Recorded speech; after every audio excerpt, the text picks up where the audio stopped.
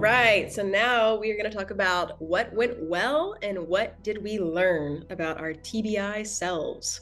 Got to think on this one. Fantastic. Can't wait to do this, Chafin. And since I'm drawing a huge blank, I'm gonna let you go first. Oh, great, thanks. Alrighty, so I met with the doctor last week, and what went well is that she said my brain is doing really good. So that was encouraging. I still have a lot of symptoms, so that was not encouraging when she didn't have a reason for the symptoms. But what went well was my response. Instead of panicking and crying, which there was some crying, that's natural. I was like, what's wrong with me? After the appointment, I was able to process with a friend and I was okay. Like I was fine. So what went well was that I didn't let someone else's words define me. So it's like that's exciting that from this person's perspective, my brain is doing really well. And it's also true that I still have symptoms. So there's still more to the picture than what this person can see. But instead of being angry and, wanting to have a pity party about her not having the answers, I saw it from what it was. Like, this is just one perspective. And my journey is not complete and I'm getting better, which is super exciting. Yeah, so that was really cool that I didn't have a meltdown where I don't know, just 6 months ago, I would have if this had happened 6 months ago. That's huge. Okay, your turn. What went well? I've been in feels like a holding pattern. I think those were your words, Chafin, at my family's home. And I was just feeling like I had been making a lot of progress, but I was like feeling like I was trapped because I wasn't feeling well enough to go work, a regular job, because like I could probably try to do something, but it would have to be like at that 1 hour of the day where I feel okay. And it's like, you don't know when that's going to be. And I had decided I was going to drive and go somewhere several hours away. And I hadn't done that since the accident because driving is complicated with post-concussive symptoms. And I just like took several days to do the most relaxing activities possible and get myself ready to do this drive. And when it came time to do the drive, I wore like, I think this is illegal according to Chafin, but I wore my headphones and I played binaural beats. Is that how you say that? Beats me. Binaural. I want to hear you say it. Binaural beats. Okay, so we said it the same. Must be right. Just kidding. I have no idea. It's such an awkward word. I don't know why. And I like took naps every hour or two, like actual naps at gas stations. And eventually I made it there. And actually by there, I mean here, I made it here. And so now I'm in the woods and it's like so peaceful and calming and I can feel my stress level went down. And that's really nice to give my brain a break. And so while I've been here, I've been, working on the same things I was working on at home, but I'm like in a really nice environment as far as like nature. And what went well is the fact that I actually accomplished getting here without a setback. And I didn't have a setback. Yeah. You drove that's big. Hours total? I think it's at least 8 hours. 8 hours, where like a couple weeks ago, you couldn't even drive an hour, and you did 8 hours and you didn't have a setback because you paced yourself and took care of yourself beforehand. And you listened to yourself in the moment. Yeah. There was a couple of moments where I was like, this isn't great. And then I took my nap and then I woke up. I'm like, oh, I'm brand new again. So it's really interesting, but I did it.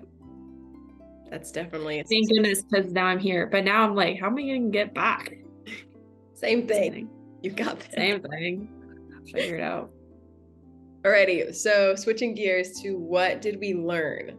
So what was something that was a challenge or a failure that we are going to reframe and look at as something we can learn from and grow from?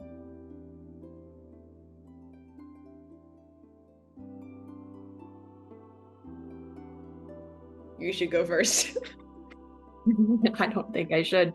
I learned something. I don't think this has anything to do with TBI, but I learned to not be scared of the woods.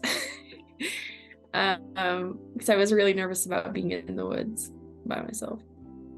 Or, I have neighbors. I'm safe. No one knows where I am. So if you watch this, you're not going to come find me. But I just never been like in the woods. I'm in a house, but like surrounded by the woods. And I was like kind of scared of the dark. And anyways, it's been a week now and I'm like sleeping great. So I conquered my fear of the woods inside of a house in the woods.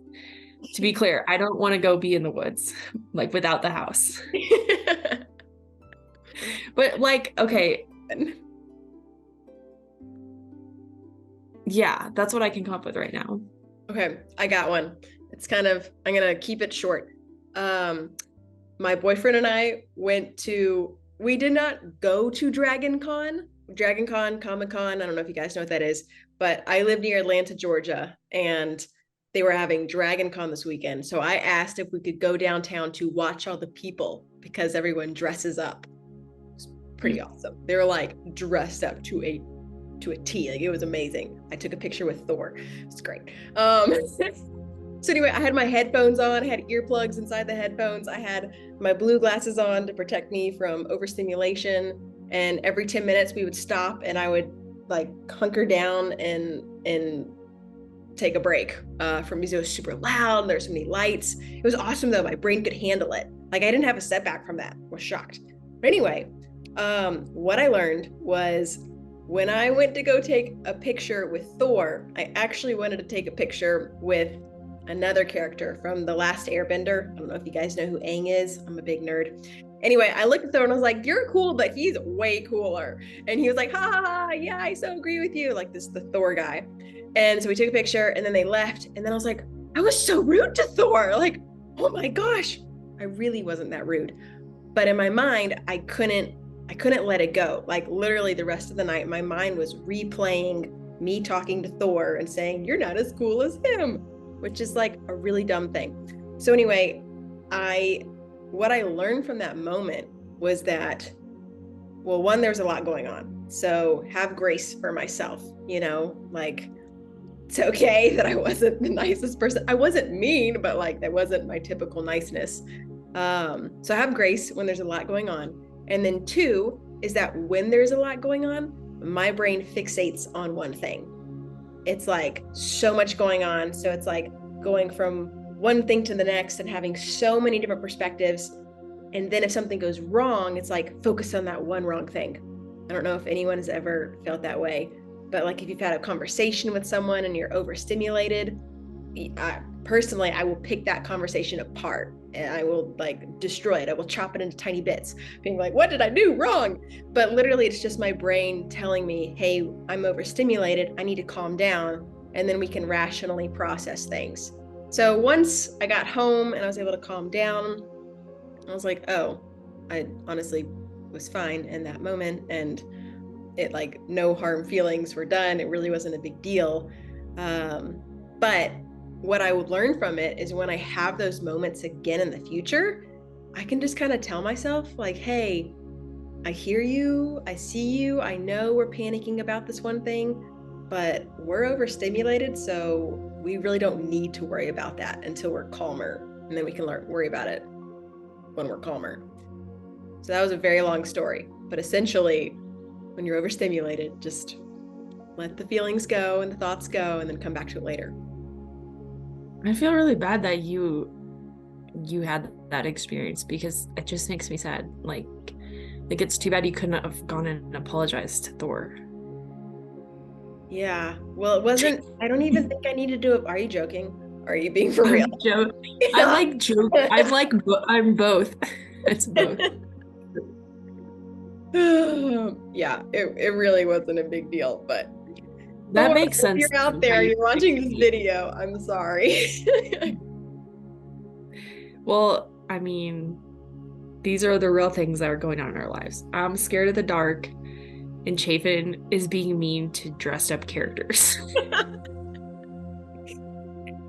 Yeah, I think that's where we're gonna end. Anything to say? Until next week. Until next week. Again, I'm sorry, Thor. I hope you didn't take it the wrong way.